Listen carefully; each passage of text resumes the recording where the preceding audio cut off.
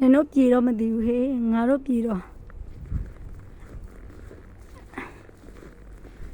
နင်းညနှင်းကြတာအဲ့ဒါလောက်မြင်သွားတာပဲတစ်ပင်ကအရွက်စိမ့်မဟုတ်အရွက်ဖြူရရှိရကြည့်လိုက်အဲ့လိုတစ်ပင်ကထူးထူးဆန်းဆန်း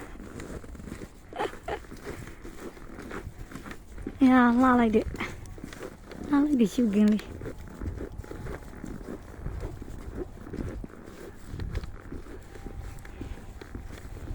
လုတ်ပြန်ပင်မမယ်လေဒီလိုရှုခင်းလေးကိုကြည့်ပြီးတော့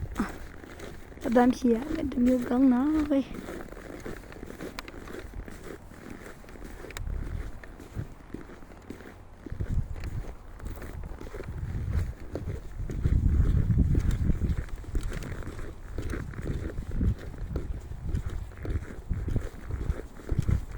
လာပါအိမ်